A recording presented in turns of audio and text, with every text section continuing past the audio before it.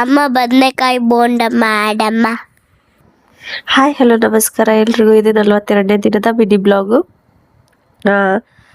ನನ್ನ ಮಗಳು ಬದನೆಕಾಯಿ ಬೋಂಡ ಕೇಳ್ತಿದ್ಲು, ಹಾಗಾಗಿ ಮಾಡಿದೆ. ಒಬ್ಬೊಬ್ರು ಒಂದೊಂದು ಥರ ಮಾಡ್ತಾರೆ, ಬಟ್ ನಾನು ಇವತ್ತು ಹಸಿಮೆಣಸಿನ್ಕಾಯಿ ಹಾಕಿ ಶೇಂಗಾ, ಬೆಳ್ಳುಳ್ಳಿ, ಕೊತ್ತಂಬರಿ, ಕರಿಬೇವು ಅದೆಲ್ಲ ಹಾಕಿ ಪೇಸ್ಟ್ ಮಾಡಿ ಅದನ್ನು ಸ್ಟಫಿಂಗ್ ಬಾಯ್ಲ್ ಬದನೆಕಾಯಿ ಒಂದು 5 ನಿಮಿಷ ಬಾಯ್ಲ್ ಮಾಡಿ ಅದನ್ನ ಸ್ಟಫಿಂಗ್ ಮಾಡಿಕೊಂಡೆ. ಇದು ತೋರಿಸ್ತಾ ಇದ್ದೀನಲ್ಲ ಶೇಂಗಾ ಎಲ್ಲ, ಮತ್ತು ಕಡಲೆ ಹಿಟ್ಟಿಗೆ ಸ್ವಲ್ಪ ಸೋಡಾ, ಉಪ್ಪು, ಅಜವಾನ, ಜೀರಿಗೆ, ಒಂಚೂರು ಖಾರದ ಪುಡಿ ಹಾಕಿ ಮಿಕ್ಸ್ ಮಾಡಿಕೊಂಡು ಈ ಬದನೆಕಾಯಿ ಬೋಂಡನ ಅದರಲ್ಲಿ ಡಿಪ್ ಮಾಡಿ ಕರೆದ್ರೆ ಬದನೆಕಾಯಿನ ಬೋಂಡ ರೆಡಿ ಆಯಿತು. ಮತ್ತು ಸೈಡ್ಸ್ಗೆ ಅವಲಕ್ಕಿ ಮಾಡಿದ್ದೆ ನಾನು ನಮಗೆ ಟಿಫಿನಿಗೆ ಅಂತ.